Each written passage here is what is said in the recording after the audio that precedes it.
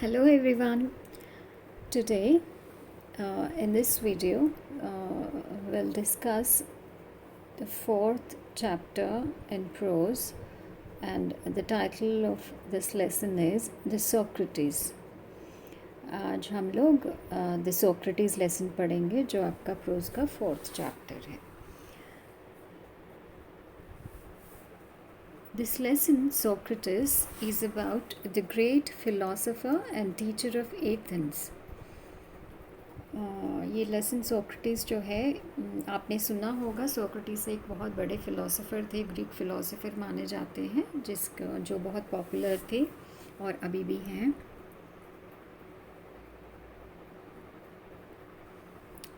The author narrates how a poor and shabby boy turns into a great thinker and becomes famous for his noble teachings.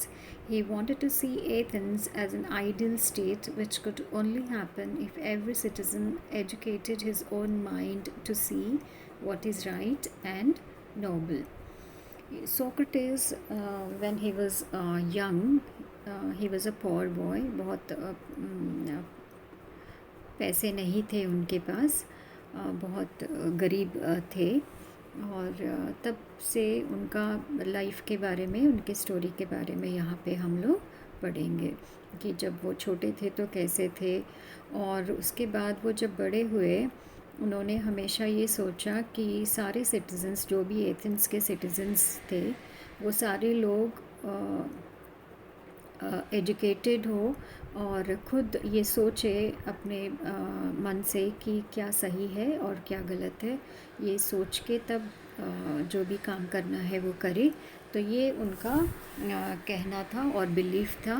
और उसको पाने के लिए, उसको achieve करने के लिए उन्होंने क्या किया अपने लाइफ में, उनके साथ जब बड़े हुए थे उसके बाद उनके साथ क्या हुआ, ये सारी चीज़ें यहाँ पे हम लोग पढ़ेंगे. Some people of Athens did not like Socrates because they think that he is misleading the young men of Athens. जो rulers of Athens, the city Athens जो थे, जो रूल करने वाले थे, और थोड़े से बड़े लोग जो थे उस टाइम में सोक्रेटिस को पसंद नहीं करते थे, क्योंकि उनका वो जो प्रीच करते थे सोक्रेटिस, उसमें वो बिलीव नहीं करते थे. और उनका कहना था कि ये एथेंस के जो यंग जनरेशन है उसको मिसलीड करने वाला है, मिसगाइड करने वाला टीचिंग्स हैं इनके, सोक्रेटिस के. ये उनका मानना था. तो he was summon to court to stand his trial. Finally उनको कोर्ट में बुलाया गया था, उनके ऊपर एक केस फाइल किया गया. और कोर्ट में जब उनका ट्रायल था, he answered the questions asked by the जजेस, but finally he was condemned to death. उन्होंने सारे क्वेश्चंस जो जजेस ने उनसे पूछे थे, वो सारे क्वेश्चंस उन्होंने आंसर किया था, लेकिन फाइनली उनको डेथ पेनल्टी दी गई थी. Through this story, the author highlights that noble thoughts and good changes are not easily accepted by the society. इस स्टोरी से हमें ये सीखने को मिलता है कि जो नोबल थॉट्स है, जो अच्छे थॉट्स और जो भी चेंजेस सोसाइटी में, जो भी चेंजेस हम करना चाहते हैं, अच्छे चेंजेस करना चाहते हैं, वो इजीली नहीं आते हैं. उसके लिए बहुत सारे सैक्रिफाइसेस करने पड़ते हैं, बहुत सारे लोगों को स्ट्रगल करना पड़ता है. इसके बाद ही सोसाइटी जो है वो चेंज हो सकता है अच्छी डायरेक्शन में. और इसके लिए हम लोग को बहुत सारे हार्डशिप्स फेस करनी पड़ती है. तो ये हमें सीख मिलती है इस लेसन से, द सोक्रेटिस से. तो स्टार्ट करते हैं ये लेसन और स्टोरी में क्या होता है. Socrates lived in Athens about 400 years before Jesus Christ was born. As a boy, he was ugly, undersized, and had a flat nose and bulging eyes. His father was a poor stonecutter, so he was always rather shabbily dressed. Socrates Athens city में रहते थे, जैसे कि पहले कहा गया है. और ये इनका जो बर्थ हुआ था वो जीसस क्राइस्ट से पहले, BC, जीसस क्राइस्ट से पहले 400 ईयर्स पहले इनका बर्थ हुआ था. और जब वो छोटे थे वो बहुत अच्छे दिखते नहीं थे, देखने में बहुत अगली थे, अंडरसाइज थे, मतलब शॉर्ट थे, उनका हाइट बहुत बड़ा ज़्यादा नहीं था, और फ्लैट नोज़ था, और बल्जिंग आइज़, ऊपर आती हुई आइज़ थी, जो नॉर्मलाइज होते हैं वैसे नहीं, जो आपके आइज़ अगर बाहर आने को लगते हैं तो जैसे स्वेल्ड आइज़ जो जैसे होते हैं, तो उस तरीके के आइज़ थे, और नोज़ जो है वो शार्प नहीं था, फ्लैट नोज़ था। तो ये सारे फीचर्स उनको अगली बनाते थे। और क्योंकि उनके फादर जो है बहुत गरीब थे, एक स्टोन कटर थे, स्टोन्स को तोड़ने वाले जो होते हैं, जो काम करते हैं, लेबर, वो काम करते थे, और इसीलिए उनके पास पैसे नहीं रहते थे, तो उनका ऑब्वियसली ड्रेसिंग जो है बहुत शैबी रहता था, बहुत गंदे तरीके से वो रहते थे। Like other boys of his age, he went to school where the most important lessons were music and gymnastics. उनके एज के बॉयज़ की तरह वो भी स्कूल गए थे, और जहाँ पे उन्होंने क्या सब्जेक्ट्स पढ़े थे, म्यूज़िक और जिम्नास्टिक्स जैसे सब्जेक्ट्स उन्होंने पढ़ा था. He also learned some science and mathematics and a little about the stars, but not nearly so much history and geography as children learn today. और उन्होंने साइंस और मैथमेटिक्स भी थोड़ा थोड़ा पढ़ा था, और स्टार्स के बारे में भी पढ़ा था, लेकिन जो हिस्ट्री और ज्योग्राफी जो आजकल बच्चे पढ़ते हैं उस तरीके के सब्जेक्ट्स उस टाइम में नहीं थे, और उन्होंने नहीं पढ़ा था. The strange little creature with a short neck and plain face was a thoughtful child. उनके फीचर्स बहुत स्ट्रेंज थे, और दिखने में वो बहुत वियर्ड से और अजीब से लगते थे, क्योंकि उनका नेक जो है वो बहुत शॉर्ट था, फेस जो है जैसे कि हमने पहले पढ़ा बहुत प्लेन था, लेकिन ये सारे इनके अगले फीचर्स के बावजूद वो बहुत ही थॉटफुल चाइल्ड थे. थॉटफुल मतलब बहुत सोचने वाले, शुरू से ही वो बहुत सोचते थे. He watched his companions all the time and allowed very few things to escape his notice. तो उनका ये आदत था कि उनके जो भी फ्रेंड्स थे उनको हमेशा वो फ्रेंड्स थे या उनके आसपास में जो लोग थे उनको हमेशा वो ऑब्ज़र्व करते रहते थे, और हर चीज़ को, छोटी छोटी चीज़ को वो नोटिस करते थे. जो भी चीज़ है, नया चीज़ अगर हमें सीखना है तो हमारी ऑब्ज़र्वेशन बहुत अच्छा होना चाहिए. अगर ऑब्ज़र्वेशन आपकी अच्छी है, छोटी चीज़ों को आप नोटिस करेंगे, उनके बारे में सोचेंगे, तो आपका थॉट प्रोसेस वो अच्छा होगा. Socrates did not have a big house or fine furniture. तो ये एक पोर फैमिली को बिलोंग करते थे, गरीब फैमिली से थे सोक्रेटिस, तो इस वजह से उनके पास बहुत बड़ा हाउस या बहुत अच्छा फर्नीचर उनके पास नहीं था. He did not seem to want either wealth और ब्यूटीफुल पोजेशंस. लेकिन यंग एज से ही, वो छोटे थे तभी से, उनको वेल्थ और ब्यूटीफुल पोजेशंस जो है, जो घर में डेकोरेटिव चीज़ें हैं, और वेल्थ जो है, पैसा जो है, उनको बहुत ज़्यादा नहीं चाहिए था. फैसिलिटीज़ जो होते हैं घर में, वो सारे, जैसे जनरली सारे बच्चों को या बड़ों को ये सारी फैसिलिटीज़ और बहुत सारे लग्जरीज़ चाहिए होते हैं, लेकिन उनको कभी भी ये सारी चीज़ों को वो पसंद नहीं करते थे. As he grew older he began to think very little for bodily comfort and pleasure. जैसे जैसे वो बढ़ते गए, उनका थिंकिंग जो है बाकी लोगों से बहुत डिफरेंट था, और वो अपनी कंफर्ट और अपनी खुशी, प्लेजर के बारे में कभी भी नहीं सोचते थे. जो भी आपका फ़िज़िकल प्लेजर्स होती हैं, फैसिलिटीज़ होती हैं, उनके बारे में बहुत कम सोचते थे वो. He gave his mind to all that was noble, honourable and just. उनके मन में हमेशा, उनके माइंड में बहुत अच्छी अच्छी चीज़ें और रिस्पेक्टेबल चीज़ें और जो सही है वो सारी चीज़ों के बारे में वो सोचते थे, और कभी भी उन्होंने बॉडीली प्लेजर्स के बारे में या कंफर्ट्स के बारे में नहीं सोचा.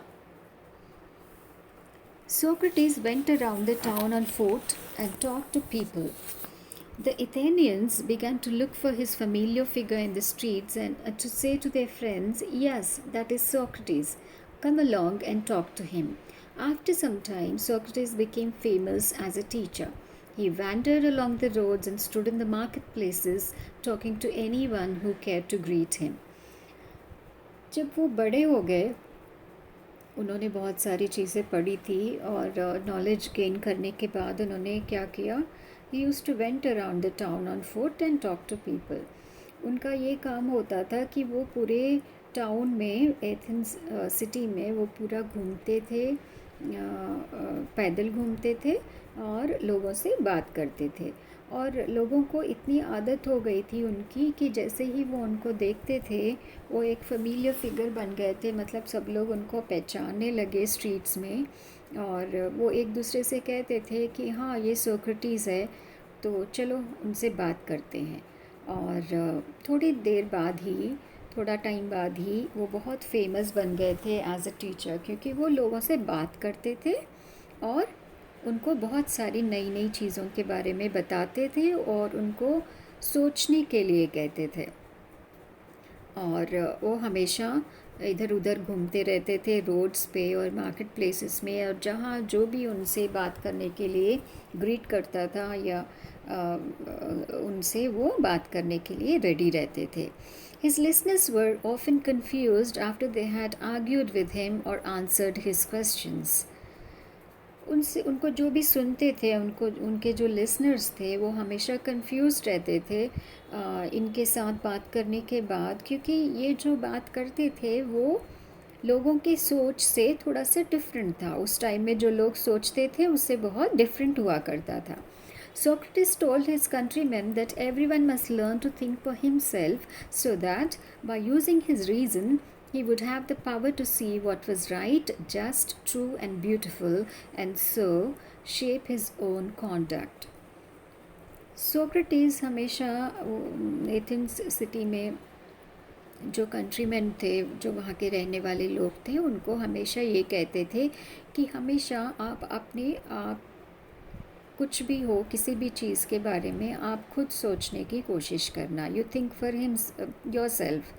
तो जब आप अपना रीज़न या अपना लॉजिक ये यूज़ करके, और क्योंकि वो आपके पास पावर है लॉजिकल होने का, रीज़नेबली सोचने का, कारण देखने का, तो ये सारी चीज़ें जब आपके पास ये पावर्स है, ये एबिलिटीज़ हैं, और अगर आप रीज़न यूज़ करके देखेंगे तो तब आपको समझ में आएगा कि क्या सही है और क्या गलत है, और जस्ट क्या है, न्याय क्या होता है, और क्या सच्चाई है। और इसी से आप अपने खुद के कॉन्डक्ट को, अपने बिहेवियर को, अपनी कैरेक्टर को आप शेप कर सकते हो और उसको अच्छा बना सकते हो। इसका मतलब कि अगर आपको अपने आप को एक बेटर ह्यूमन बीइंग बनाना है, बेटर इंसान बनाना है, आपकी कैरेक्टर को अच्छा शेप देना है, सही इंसान बनना है, तो आपको हमेशा खुद सोचना पड़ेगा उसके बारे में।